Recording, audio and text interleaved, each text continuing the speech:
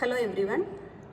Today we are going to see about the measurement of inductance using Maxwell's bridge. In this Maxwell's bridge, we are going to measure the unknown electrical parameters such as self-inductance or a mutual inductance. In this bridge, it works by comparing the unknown value to a known value, that is a standard value. It is to measure an unknown inductance, that is it's usually a low Q value in calibrated resistance and inductance or reactance and capacitance also. In this bridge it is made up of inductance, resistance and capacitance. Here it works with the balanced bridge when there is a no current flowing through the galvanometer. It means that ratio of that impedance in the bridges arms are equal, and it is allowing us to calculate the unknown parameter. The bridge is made up of resistance, capacitance and inductance, and it is an advanced version of the Wheatstone bridge, and it is used to measure the unknown inductance. These are the apparatus now we are going to use for measurement of this inductance using Maxwell's bridge. This is Maxwell inductance bridge, and this is a decade inductance box. Here you are using decade inductance box ranges 1 Henry, 100 millihenry, 10 millihenry, 1 millihenry and 100 microhenry, and patch cords that this is used to connect the kits, and one multimeter. Now we are going to give the connections. Here we are using the 1 kilohertz oscillator. We are going to generate the signal here.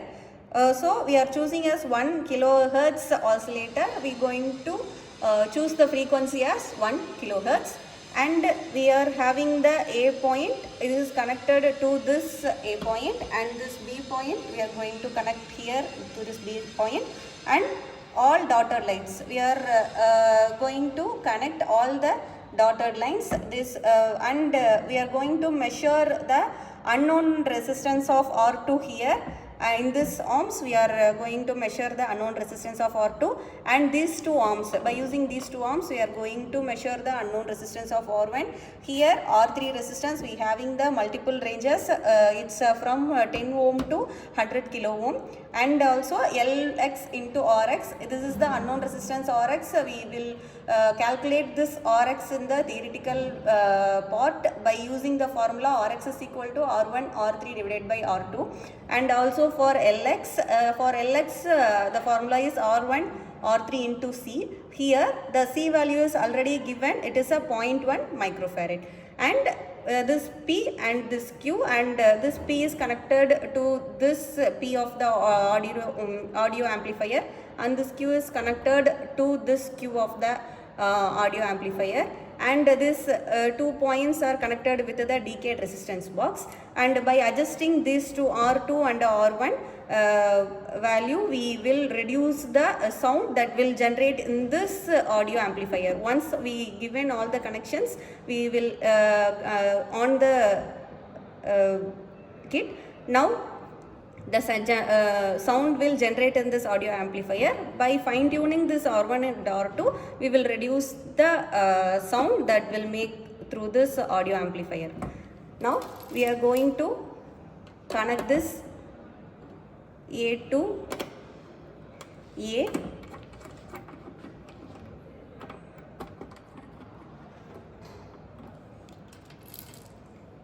and this B to B. Then now we are going to connect all the dotted lines across the 2 ohms of R1 and R2. This is R1 ohms, and this one is R2 ohm. Once we connect all these ohms, now we are going to give connections to this P value to this P, that is our audio amplifier, this Q to this Q.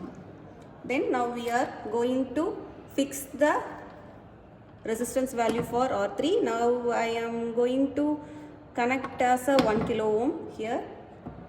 Now the connections are over. Once we switch on this, now the unknown inductance value is connected here. In this decayed induction box, I am going to choose this 10 millihenry range. Now I am set as 0 and I am giving 3 to 4 millihenry. That is, in this 10, it's 40 millihenry I have given. Now I switch on the skate and on the audio amplifier. We will feel the sound that makes in the kit. Now we are going to reduce this sound by using and varying the R1 and R2.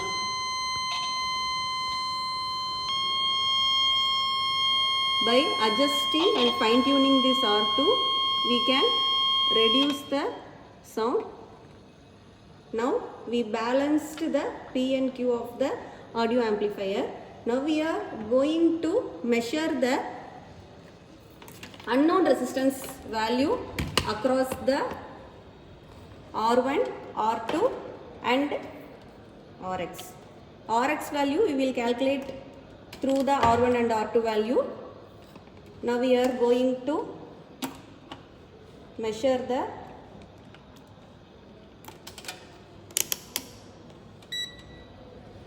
R1 value.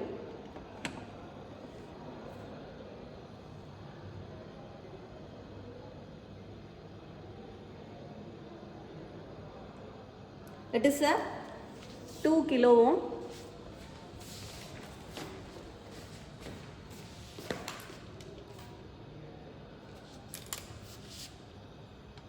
Once we note down that one,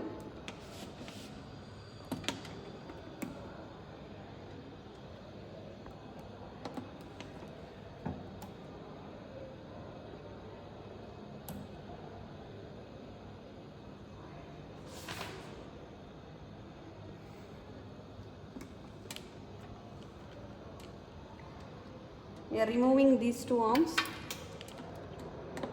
and we will calculate the R2 value as 32.6.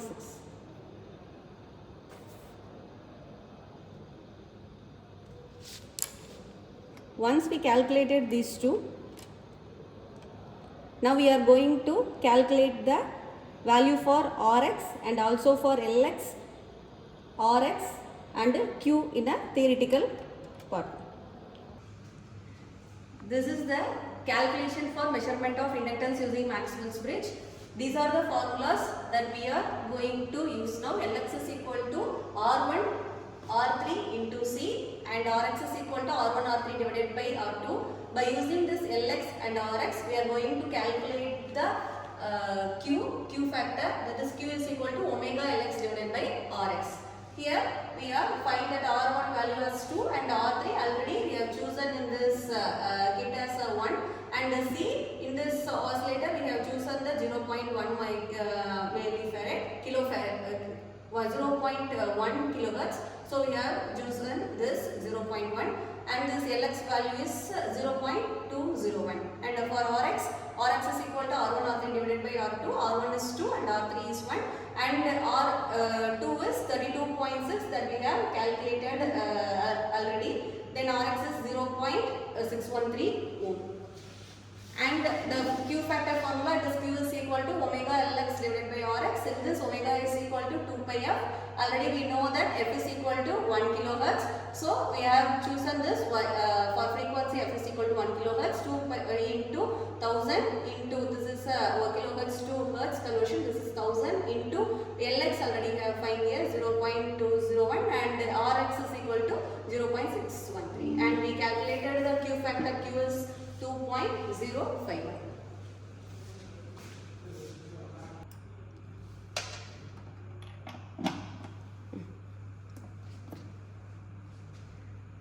We are going to repeat the experiment by connecting the R1 arm and R2 arm, and it's our choice. Now we are going to choose this R3 value. It's already we have taken 1 kilo ohm. Now we have taken 10 kilo ohm or any reading we can take, and also we have chosen this 10 millihenry. Now we have chosen any of this one, any of this value. Already I had taken 40 millihenry. Now I have taken as a 50 millihenry, whatever it may be. We have to change this value. Again we have to on the kit. Then we have to balance the noise, and again we have to repeat the experiment. Thank you.